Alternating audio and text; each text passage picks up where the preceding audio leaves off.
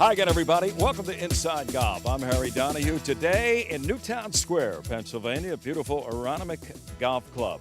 We'll be here a lot for the next year because in 2018, Aronimink will be hosting the 2018 BMW Championship.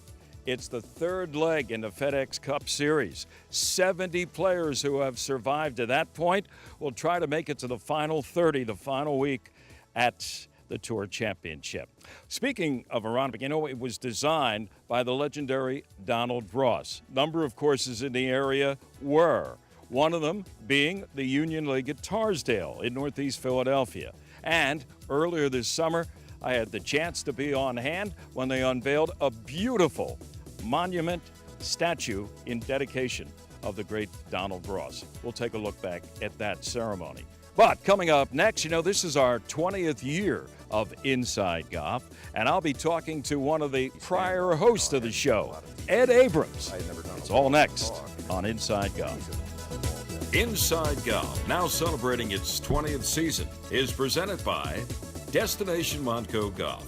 54 courses, 300,000 yards. Check them out at montcogolf.com. By the First Tee of Philadelphia. The First Tee helps young men and women become better golfers, but most important, better people. Get involved. Visit thefirstteephiladelphia.org. By the Golf Association of Philadelphia, GAP, celebrating amateur golf since 1897. By Jersey Man Magazine, it's a Jersey way of life. And by Philly Man Magazine, bringing it to Broad Street. And by Inside Golf's partner since 1998, the Philadelphia Section PGA. Experts in the game and business of golf. Take time to thank your local PGA golf professional. Along with being stewards of the game of golf, your local PGA professional wears many hats. We are teachers. We are players. We are managers. We are merchandisers. And community leaders. But we all wear one badge. PGA professionals are well-trained experts who work hard to share the joy of golf with our neighbors for over 90 years. To find your local PGA professional, visit phillypga.com. Brought to you by the Philadelphia Section of the PGA. We are the experts in the game and business of golf.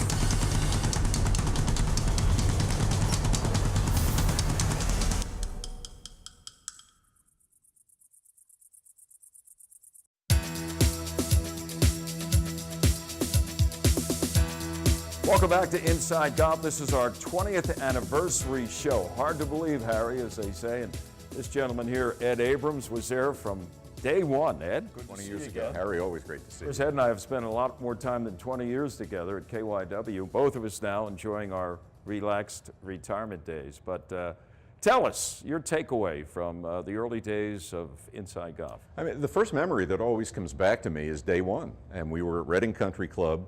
My first ever TV stand-up. I hadn't done a lot of TV, and I had never done a walk and talk, and it was freezing on that fall day.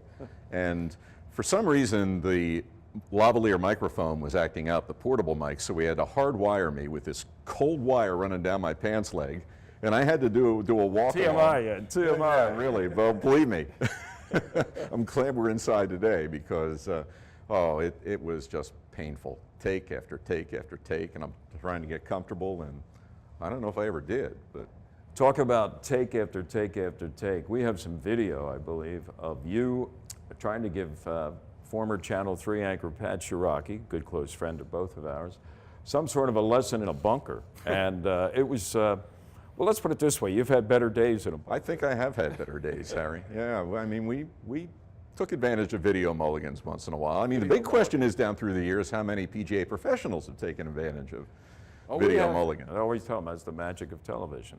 What other things strike you as you look back on those years that you hosted Inside Golf? Things that you did or things that happened? Just being immersed in the golf community at a time when there was so much growth and, all the new courses and all the fun that was going on in this section particularly, and everybody credits Tiger Woods for the big boom, but I credit Inside Golf and me, Harry. I'll take advantage. Sure, why not? You, Tiger, inseparable. Exactly. You know, you were telling a story before we started here about one incident you had with Arnold Palmer.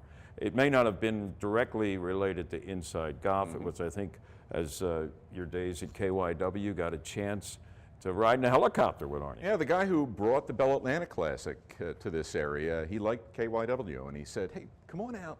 Meet Arnie at the airport, and we'll take a chopper out to the course. You get an interview with him. He was coming to play at the well, senior no, he was event. coming out for a press day, actually, day, so okay. to promote the event. And I said, great, sure. Well, I woke up that morning, and it was fogged in, thick fog, and they came into town, and they decided to do the chopper anyway without radar on the chopper. So I get my tape recorder out, and I go to Arnie, hey, can we do this interview? And he said, we'll do it at the club. I want to watch for wires. You know, meanwhile, I turn white because we got a pilot, you know, who's intimidated by this blanket of fog, and I was scared to death. Right. But we made it. How about it? Do you have any idea how many shows? I mean, Inside Golf has aired over 1,000 shows on Comcast Sportsnet going back to the early days, day one, year one. You were there. How many shows did you do? Do you remember? I have no idea, Harry. Really? I don't want to do that You're not a math, I don't counter? think. No. I like to look ahead. Okay, there you go. Well, I know you always enjoyed it, though, and you always had some copy. Ken Adelberger, who was producing and later hosted the show, but I know he used to say about how he would write your copy for you for voiceover stuff, and you would read it as is, but there was always a time maybe when he slipped something in there, but you went barreling through there at 80 miles an hour. Right? Yeah, I'm a little slow on the uptake at times. I forget what the line was. You had it some other place to About go. a beach in Rio, and I just like, okay. But you did catch it.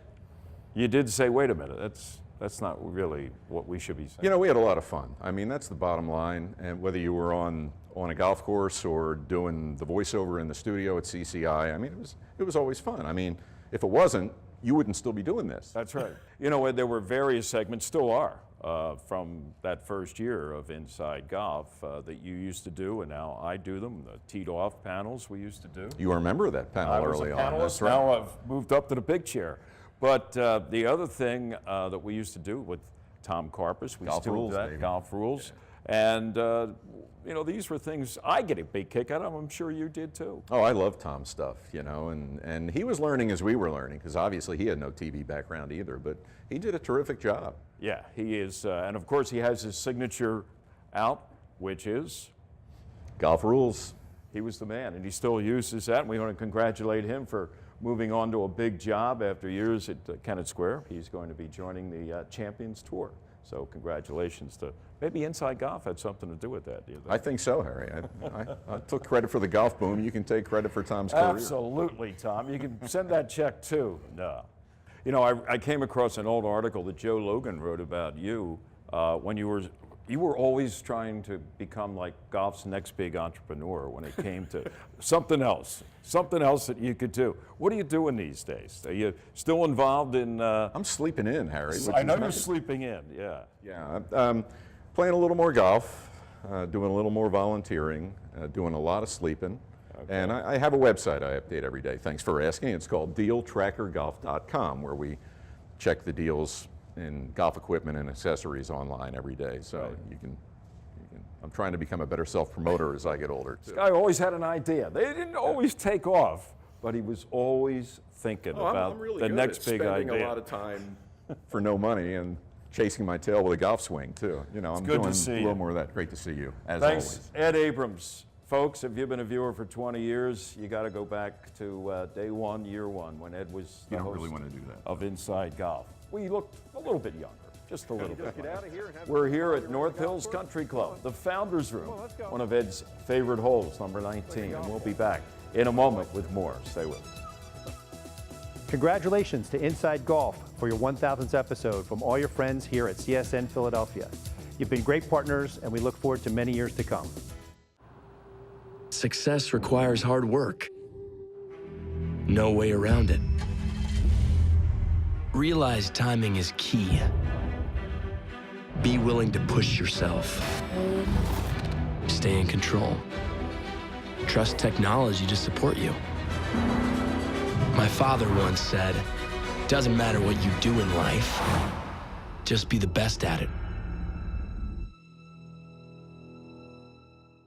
Hey viewers of Inside Golf, have you heard about Jersey Man and Philly Man magazine? Published by ex-Eagles and Philadelphia Stars tight end Ken Dunnick, these magazines offer the very best in content on subjects of interest to men. Writers include Glenn Macnow, Bill Line, and George Anastasia. And you can increase your business by attending our monthly private parties as an advertiser. Call 856-912-4007 or email ken@jerseymanmagazine.com for more information.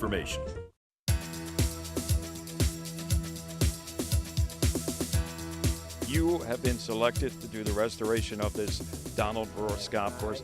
That's a feather in your cap. It is. It's a great commission. I'm honored to do it.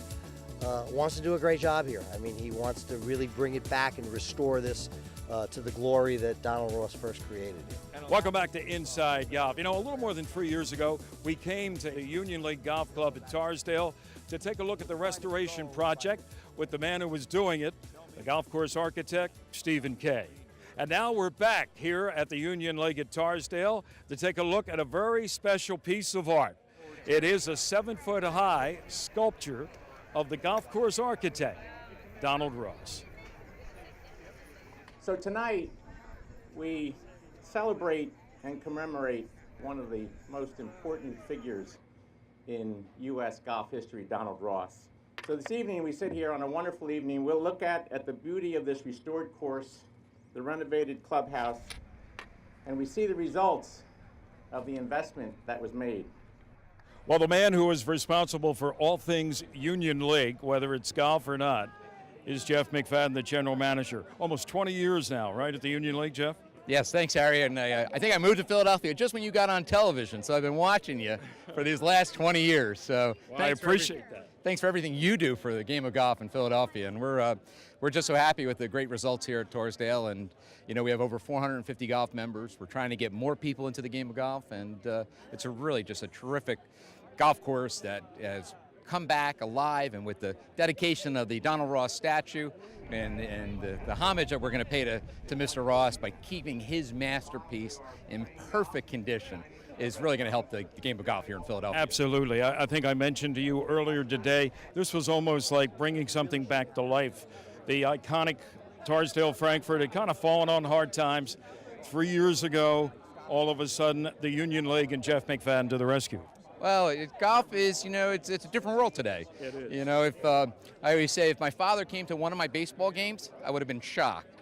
Today, if I miss my son's practice, I'm a bad father. So it's the time is the new commodity. So we're looking at ways to get folks to play quicker golf. We have express twosomes. We have folks playing only maybe 10, 12, 15 times a year. So we're excited. We're trying to deliver the game of golf to your son and grandson and great-grandson. You know what, Jeff, I'm afraid to ask what else do you have on your future plan sheet, but I'm sure I'll have plenty of time to talk about that down the road. Job well done. Thanks very much. Thanks, Donahue. Good to see you.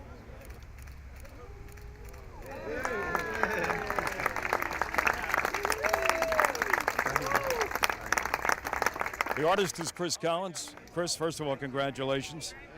A remarkable resemblance to Donald Ross.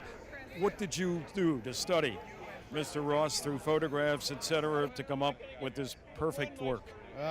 All from photographs, because it's a posthumous portrait, of course. But it's called the Donald Ross Foundation, I think in North or South Carolina. They were helpful. They sent me all the pictures they had in their files. You sort of puzzle it together and do the best you can, because you can't have the guy sit for you. So. When I look at it without having a lot of time to study the detail, one thing that stands out is what appears to be a cigar in his right hand. Right. Well, that was something that you saw a lot of in photographs? Oh, yeah, quite often, yeah. There's 3 or 4 photos of him standing either with cross-legged and pretty much all of them he has a cigar. At what stage in his life do you think I know he died, I think, at the age of 72, right? I tried to pick a time where he was in his prime, not too old, not too young, so I'm guessing from the date in the 30s, so he'd be around 60 or 65. Maybe. And have you ever done sports figures in your long career? Yeah, actually, I'm working on a fight of the century for Ollie and Frazier now for the Pache Sports Museum in New Jersey. Congratulations. Job well done, Chris Collins. Thank you very much. The Philadelphia PGA and Rothman Institute continue to help you play better golf and stay healthy by bringing you tips from the experts. Here to help us deliver these tips is PGA professional John Dunnigan and Dr. Matthew Ramsey, Chief of Shoulder and Elbow Surgery at Rothman Institute. Thanks, Leela. Dr. Ramsey, I'd like to discuss with you very briefly one of the things that I think we as golf teachers see routinely, and that is folks coming into impact with their elbow bent, their wrist bent or extended like this as they hit the golf ball. And could that cause very serious elbow pain? It can. There are really two circumstances where you get elbow pain from the way you swing the golf club. One is that if your wrists are a little overactive at impact, so when your elbows are out, you're flipping your wrist to try to get through the ball, which can overuse. You can get an overuse tendonitis. Or again, as we talked about earlier, if you chunk the ball or if you hit it fat, then you're going to overload those tendons and cause those kinds of injuries. So both things can cause it for sure. So if we could get folks to have a good, slightly strong grip and get them to have both arms coming into impact straight, we might be able to save a lot of pain. That'd be right, and I might be out of business. Well, there you go, folks. Great advice from Dr. Ramsey. You know, we've heard forever about tennis elbows. Well, golf elbow, it can be a problem. Make sure your elbows are in shape. Coming up next, our Teed Off panel talks about the emerging new models when it comes to golf course ownership, management, etc. And it's happening big time in the Philadelphia area. Stay with us. Teed Off next here on Inside Golf. Holding it for 3 to 5 years, spaying it off, making a lot of money. So what does this mean for Club Corp member clubs? I don't know.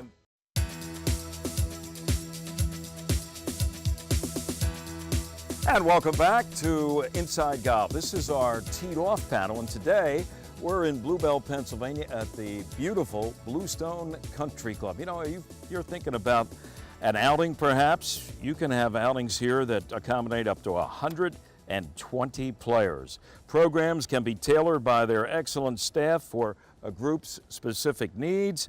On-course snacks and beverages, breakfast, lunch, dinner, cocktails, you name it, they have it for outings right here at Bluestone. All right, let's meet our esteemed panel.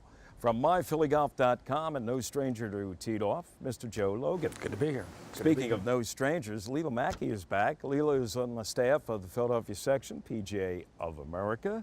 And my old buddy, Bob Shepard, PGA professional, author. Hold it up. There it is, the Dormy House. The Dormy House, and he's got another one in the works. What's that one going to be called? About a month, going to be All Is Well. All Is Well. All Is Well. Sounds like my golf game. All Is Well. Speaking of golf, that's what we talk about, Joe. And we have seen here in the Philadelphia area, but actually around the country, some changes in, for want of a better term, the way clubs models are being shaped and by whom. Okay, it's not all clubs are created equal, right? Yes, they are now starting to show up in different categories, and this is something that was bound to happen, and it's not going to stop. It's not going to stop. It's, if anything, going to pick up. I mean, the big deal just announced recently is Apollo Management is buying Club Corp. Club Corp is the giant of the industry. 200 clubs. Including some in the Philadelphia, most recently. Absolutely. My club, full disclosure, North Hills is one of them. And I read a ton of stuff about what does this mean for the golf industry. And I think it's inescapable to take note of the fact that the company buying this is private equity money, and which is very different from, say, a hospitality company buying it with intentions to run it for 15 or 20 years. Typically, private equity buys something with the intention of holding it for 3 to 5 years, paying it off, making a lot of money. So what does this mean for Club Corp member clubs? I don't know. And other clubs are being purchased, for instance, in Philadelphia by the Union League. The Union League, a couple of years ago, went up to Tarsdale, Frankfurt, in Northeast Philadelphia, a club that had really fallen on some hard times with membership, and they revitalized that place. They have full membership now, Leela, and they're purchasing a club in the works down the shore. So that's another type of new model from an organization you wouldn't necessarily associate with the game of golf. Right, yeah, you know, like Joe said, I don't see that the golf management companies, that's only going to get more popular. But those clubs that do really well, and something like the Union League, I don't think they're in the business to be a major golf management company. But, you know, when they operate really well and you have a model that works, then, and you adjust to the industry, then you're going to do really well. And I kind of think that's what they're looking at doing. But, you know, the good courses that do a good job of adjusting to the industry, and the industry is still correcting itself, but those ones that have been able to adjust and are investing, you know, in the upkeep of their club and their future and, you know, where they want their membership are going to do really well. And the ones that don't may get bought up by management companies. You know, another club that has kind of defined its, I guess you could say, identity is Lulu. Here in the Philadelphia area. They had the fire that destroyed the clubhouse. The owners decided to build, but what they're doing is a lot different than what they used to have. They're not going into the whole, like, try to attract outings, weddings, things like that. It's going to be a golf club. Golf club, and yeah, right. in the past, there have been attempts to kind of isolate away from tennis courts, swimming pools, things like that. But the Lulu looks like a whole new model. Yeah, it is. It's definitely a whole new model. And I think you're going to find different levels of ownership. You're going to have the elite, like the elite private courses, like let's just use Saucon Valley, Aronimink for examples. And then you're going to drop down, not drop down, but just go sideways, I should say, to courses like you were talking about, Lulu. With a different identity. Different identity. And then there's going to be places like Bluebell here, Bluestone, I mean, that are going to be taken over, quote, by private entities. By ownership rather than equity. Right. What's it mean, okay, in your position, working with local Philadelphia pros? I mean, is it good, bad, yet to be determined? What do you think? I think in a lot of cases it can be really good, you know, if you're not operating in a lot of debt or something, but there's some situations that obviously they're coming in and, you know, you're not going forward, you're in a lot of debt or something, depending on the situation. But, you know, a management company can have a lot more resources than just a private equity club. So someone like Club Corp or something is going to have a lot of resources as far as marketing and promotion and help with player development programs and whatnot. So I think it can be good, but it depends on the situation.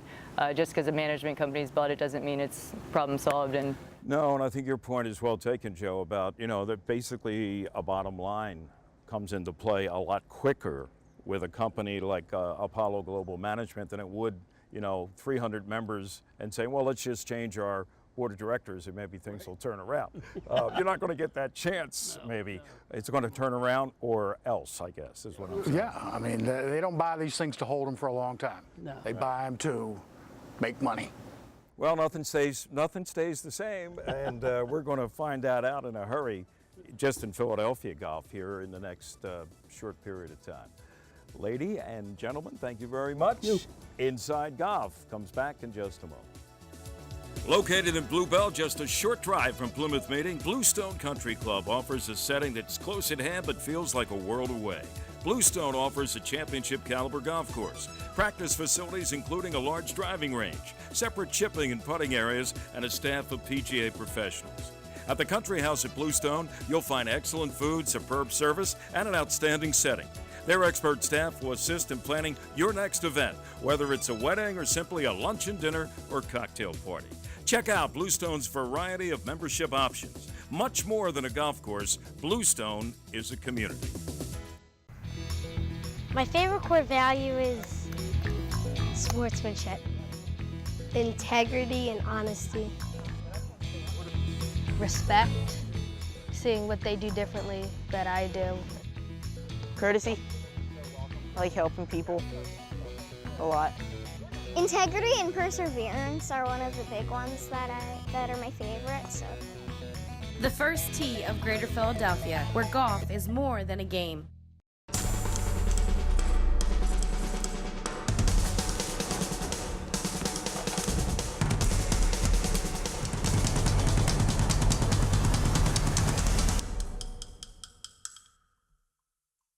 Along with being stewards of the game of golf, your local PGA professional wears many hats.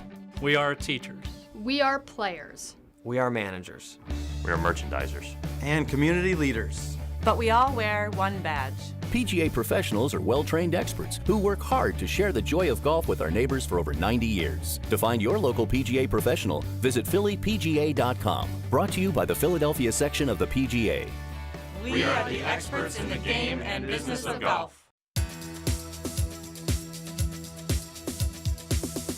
Well, that's going to do it for this week's edition of Inside Golf. Before we wrap it up, I want to reintroduce you to Justine Garbarino. She was with Valley Forge Tourism and Convention, Montco Golf. Justine, you've been on the show before, and you're here today at Aronimink, kind of taking a look at what's going to be here next September 2018, the BMW Championship.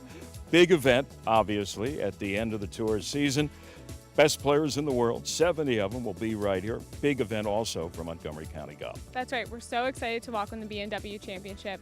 We have tons of things to do in this region for all the visitors that are coming, so we really can't wait to welcome everyone. And between us, keep this between us now, Justine has a little bit of an announcement on how you can get a jump start on tickets. That's right. Priority ticket sales go up next month, early September, at bmwchampionships.com. There you go. So once again, maybe you can share it with a good friend. Get a head start on getting your tickets for a premier event here at beautiful Aronimink in September 2018, the BMW Championship. Justine and I will actually be back here next month to talk more about that upcoming event next September, the BMW Championship for 2018. I'm Harry Donahue. Remember, no matter how bad it's going for you out there, don't pick up. See you next time here on Inside Golf. Inside Golf, now celebrating its 20th season, is presented by Destination Montco Golf. 54 courses, 300,000 yards. Check them out at montcogolf.com. By the First Tee of Philadelphia. The First Tee helps young men and women become better golfers, but most important, better people. Get involved. Visit thefirstteephiladelphia.org. By the Golf Association of Philadelphia, GAP, celebrating amateur golf since 1897. By Jersey Man Magazine, it's a Jersey way of life. And by Philly Man Magazine, bringing it to Broad Street. And by Inside Golf's partner since 1998, the Philadelphia Section PGA, experts in the game and business of golf. Take time to thank your local PGA golf professional.